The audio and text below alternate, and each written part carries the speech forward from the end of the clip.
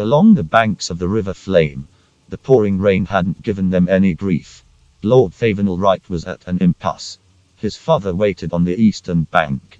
Lord Arryn Appledrant's camp was clearly visible from across the flame, just beyond the tree line. In fact, during the first few hours of the encampment, the Lord of Beestion's Nest could be seen lingering along the river, more often than not shadowed by his two war-driven accomplices, Lord Victor Rayreb and Sir Faramil Mulu. Thavenel had even seen his brother, Jim, along the east bank. Even given the circumstances, Jim was clearly the arrogant asshole that he'd always been. Upon seeing Thavenel, his brother had the indecency to wave at him.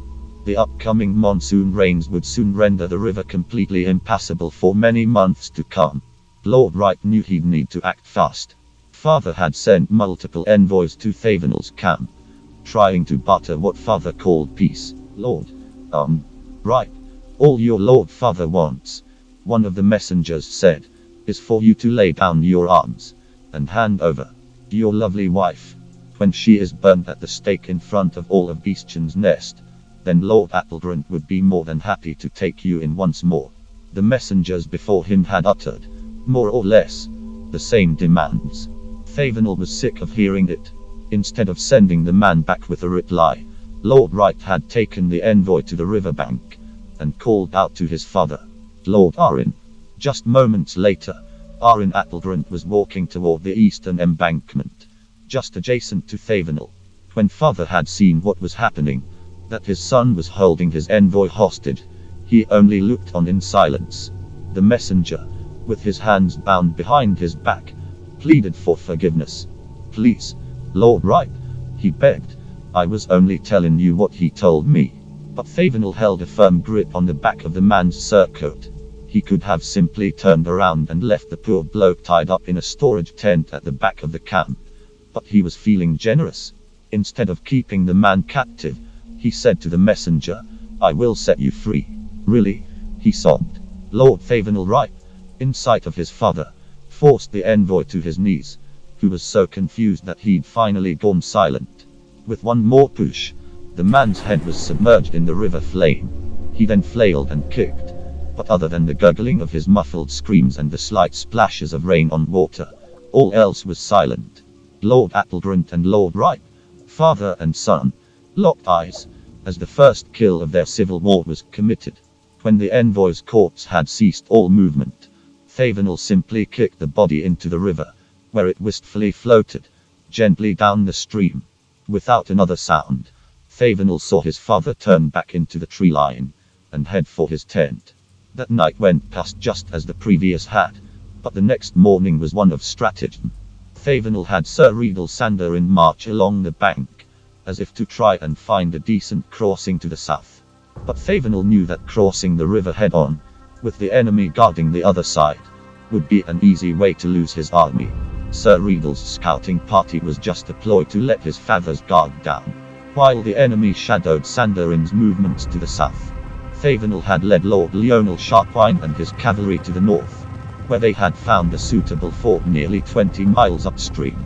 During the cover of stormy night, Thavenel's best units were transported across the river, but before all of them could get onto the east bank, Sir Faramil Mulu had led a host of around 2,000 to investigate rumors of their crossing. Sir Faramil himself led the mounted detachment, and upon seeing Thavenel's large host crossing the northern ford, decided to stop the advancement in his tracks. Before the cavalry walls could even clash, Thavenel was on Faramil's tail. Sir Mulu slinked back into the center of his 2,000, forcing Thavenel to retreat back into formation. Still, as the cavalries collided, the Knight of Lyon's Land was well within Thavenel's sight. He was the main target. Accompanied by Lord Lionel and Sir Brando, Thavenel hacked his way through the enemy horsemen. The skirmish didn't take long. Sir Faramil had tried to retreat, and his men had begun to follow them back to the main encampment. But Thavenel commanded all his forces to fold inward. Together, the combined force of his cavalry converged on Sir Faramil Mulu. He failed to repel Thavenel's advance and his patrol was routed. Sir Faramil didn't survive the fight. Though the skirmish was won, Lord Applegrant was soon to be informed that Thavenel and his men were at last on the east side of the river, yet the majority of his troops were still west of the flame. There was no time to waste. Even with most of his men across the water, Thavenel led his men south toward the enemy. But through the stormy winds and harsh rain, a loud whoosh sound went above them. As Thavenel looked up to see what it was, the rain invaded his eyes, and he couldn't even see. He focused for a bit on the sky, but when he saw that nothing was there, he thought that it was perhaps just a road wind. As the opposing army was within view, Thavenel made his way into formation. He and his two main cavalry units were riding along the riverbank, where the horses could run easier. To his left he was accompanied by the single unit of horse archers, and one infantry unit under the command of Sir Giles Budine. The centre of his force, led by Sir Brandolin, consisted of the main infantry, both spearmen and men-at-arms foot units. Lord Lionel Sharpwine's 3 units of cavalry held back behind the infantry, waiting for the right moment to strike.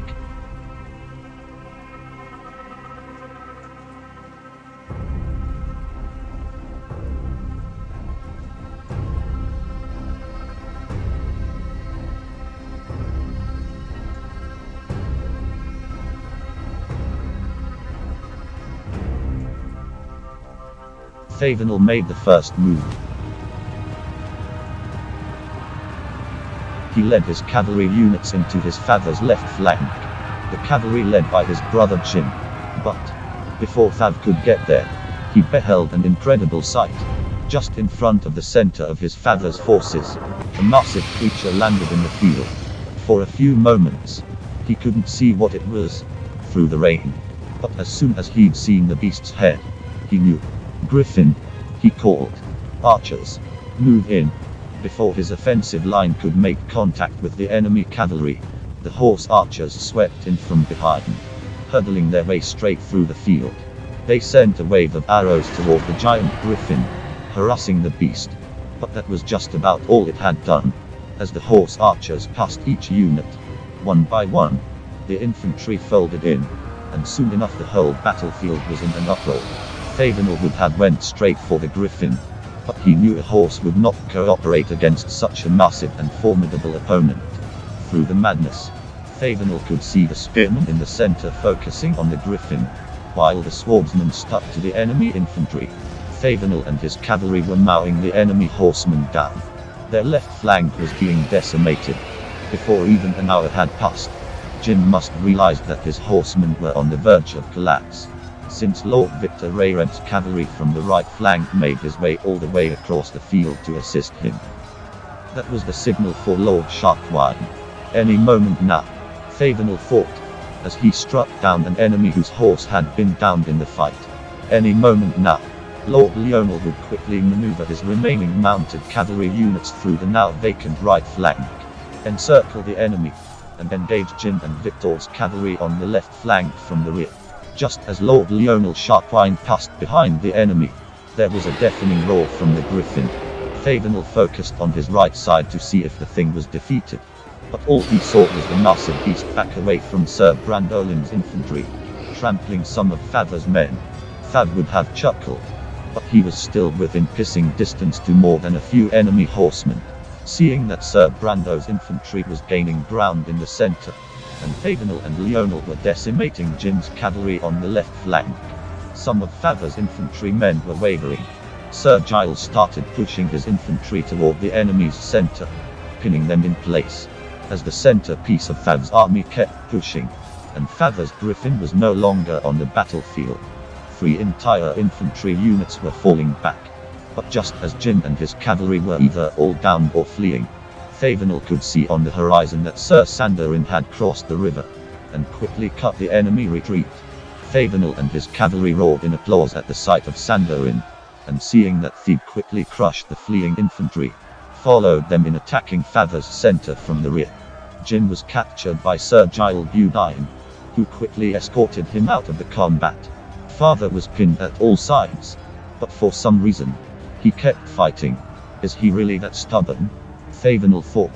It wasn't until the entirety of his father's men were either killed or begging for their lives that there was no sign of him at all. The only question left unanswered after the battle was finished was, where did he go? Did father get away amongst the chaos? Or was he but one of the 15,000 slaughtered?